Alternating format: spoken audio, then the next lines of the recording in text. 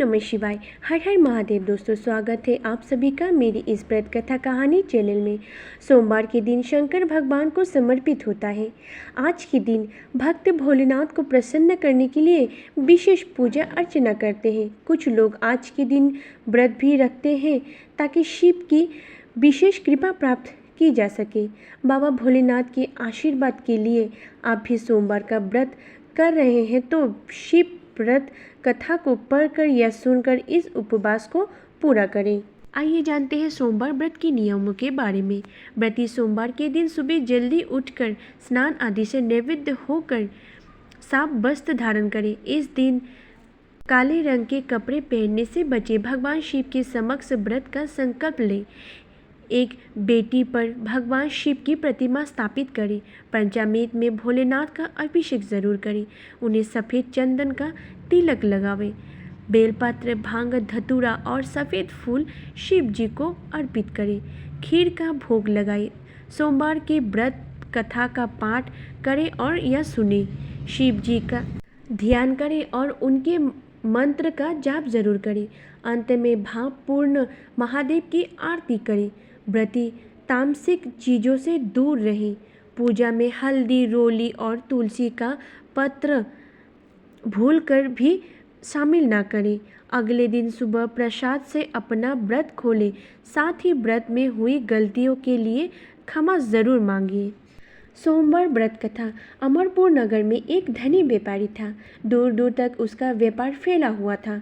नगर में उस व्यापारी का सभी लोग मान सम्मान करते थे। इतना सब कुछ होने पर भी वो व्यापारी अत्यंत से बहुत ही दुखी था, क्योंकि उस व्यापारी का कोई पुत्र नहीं था। दिन रात उसे एक ही चिंता सताती रहती थी। उसकी मृत्यु के बाद उसके इतने बड़े व्यापार और धन संपत्ति को कौन संभालेगा। पुत्र पाने की इच्छा से वो व्यापारी प्रति सोमवार भगवान शिव की व्रत पूजा किया करता था। संध्याकाल को व्यापारी शिव मंदिर में जाकर भगवान शिव के सामने घी का दीपक जलाया करता था। उस व्यापारी की भक्ति देखकर एक दिन माता पार्वती ने भगवान शिव से कहा, हे प्राणनाथ, ये व्यापारी आपका सच्चा भक्त है।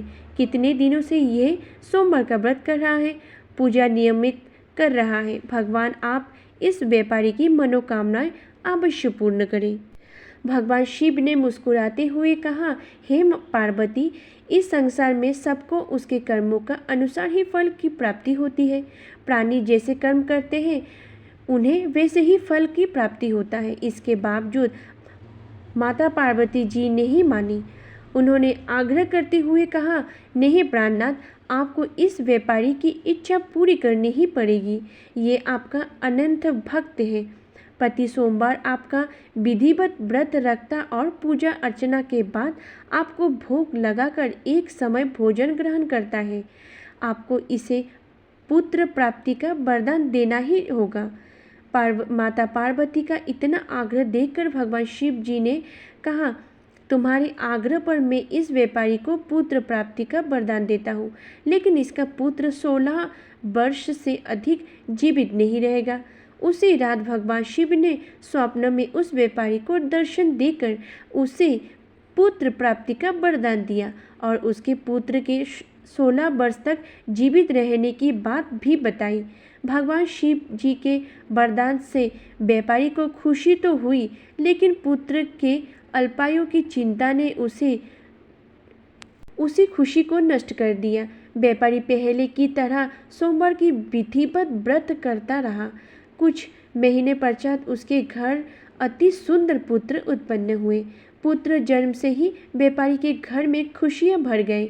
बहुत धूमधाम से पुत्र जन्म का समारोह मनाया गया। व्यापारी को पुत्र जन्म की अधिक खुशी नहीं हुई, क्योंकि उसे पुत्र की अल्पायु के रहस्य का पता था। इस रहस्य के घर में किसी को नहीं मालूम था। विद्वान ब्राह्मणों ने उस पुत्र का नाम अमर रखा। जब अमर का 12 वर्ष आयु हुआ तो शिक्षा के लिए उसे बनारसी भेजने का निश्चय हुआ। व्यापारी ने अमर के मामा दीपचंद को बुलाया और कहा कि अमर को शिक्षा प्राप्त करने के लिए बनारसी छोड़ आओ। अमर अपने मामा के साथ शिक्षा प्राप्त करने के लिए चले दिए। रास्ते में जहाँ भी अमर और दीपचंद्र रात्रि विश्राम के लिए ठहरते वही यज्ञ कराते और ब्राह्मणों को भोजन कराते। लंबे यात्रा के बाद अमर और दीपचंद एक नगर में पहुंचे। उस नगर के राजा की कन्या की विवाह की खुशी में पूरे नगर को सजाया गया था। निश्चित समय पर बारात आ गई, लेकिन वर का पिता अपने बेटे के एक आंख से काने होने के कारण बहुत चिंतित था। उसे इस बात का भय सता रहा था कि राजा के इस बात का पता चलने पर कहीं वो विवाह से इनकार न कर दे, इससे उसकी बदनामी होगी। वर के पिता ने अमर को देखा तो उसके मस्तिष्क में एक विचार आया। उसने सोचा, क्यों न इस लड़के को दूल्हा बनाकर राजकुमारी से विवाह करा दूं। विवाह के बाद उसके धन देकर विदा कर दूंगा और राजकुमारी को अपने नगर में ले जाऊंगा। वर के पिता ने इसी संबंध में अमर और दीपचंद से बात की। दीपचंद ने धन मिलने की लालच में वर के पिता की बात स्वीकार कर ली। अमर के दूल्हे के वस्त्र पहनाकर राजकुमारी चंद्रिका से विवाह करा तो दिया। राजा ने बहुत सा धन देकर राजकुमारी के विदा दिया। अमर जब लौट रहा था तो सच नहीं छिपा सका और उसने राजकुमारी की ओढ़नी पर लिख दिया, राजकुमारी चंद्रिका, तुम्हारा विवाह मेरे साथ हुआ था। मैं तो बनारसी में शिक्षा प्राप्त करने जा रही हूँ। अब तुम्हें जिस नवयुग की पत्नी बनना पड़ेगा वो कान्हा है। जब राजकुमारी ने अपनी ओढ़नी पर लिखी हुआ पढ़ा तो उसने काने लड़के के साथ जाने से इनकार कर दिया। राजा ने सब बातें सुनकर राजकुमारी को महल में रख लिया। उधर अमर अपने मामा दीपचंद के साथ बनारसी पहुंच गए। अमर ने गुरुकुल में पढ़ना शुरू कर दिया। जब अमर की आयु 16 वर्ष की पूरी हुई तो उसने एक यज्ञ किया। यज्ञ की समाप्ति पर ब्राह्मणों को भोजन करवाया और खूब अन्न वस्त्र दान किया। रात को अमर अपने शयन कक्ष में सो गए। शिव के वरदान के अनुसार शयन वस्त्र में ही अमर के प्राण परोक्ष उड़ जाएगा। सूर्योदय पर मामा अमर की मृत्यु देखकर रोने पीटने लगा। आसपास के लोग की एकत्र होकर दुख प्रकट करने लगी। मामा के रोने बिलाप करने के स्वर समीप से गुजरते हुए भगवान शिव और माता पार्वती ने भी सुनी। माता पार्वती जी ने भगवान शिव से कहा, प्राणनाथ, मुझसे इसके रोने के स्वर सहन नहीं हो रहा है।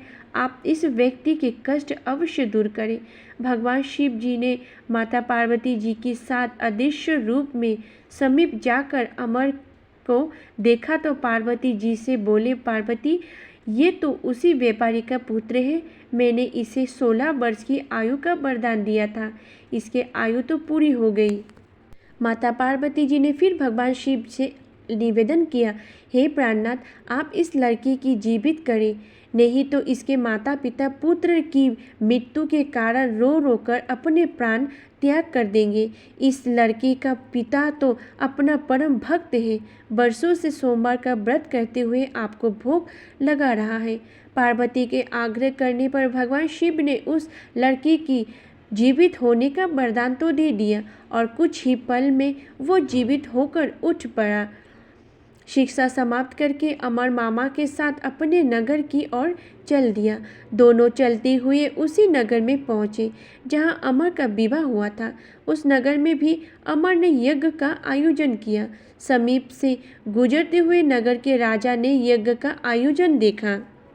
राजा ने अमर को तुरंत पहचान लिया। यज्ञ समाप्त होने पर राजा अमर और उसके मामा को महल में ले गया और कुछ दिनों उन्हें महल में रखकर बहुत सा धन वस्त्र देकर राजकुमारी के साथ विदा दिया। रास्ते में सुरक्षा के लिए राजा ने बहुत से सैनिकों को भी साथ भेजा। दीपचंद ने नगर में पहुंचते ही एक दूत को घर भेजकर अपने आगमन की सूचना भेजी। अपने बेटे अमर के जीवित वापस लौटने की सूचना से व्यापारी बहुत प्रसन्न हुए। व्यापारी अपनी पत्नी के साथ स्वयं को एक कमरे में बंद कर रखा था।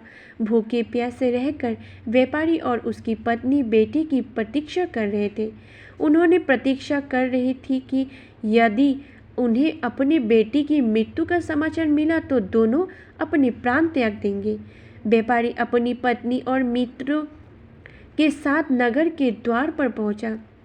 अपने बेटे के विवाह का समाचार सुनकर पुत्र वधू राजकुमारी चंद्रिका को देखकर उसकी खुशी का ठिकाना नहीं रहा।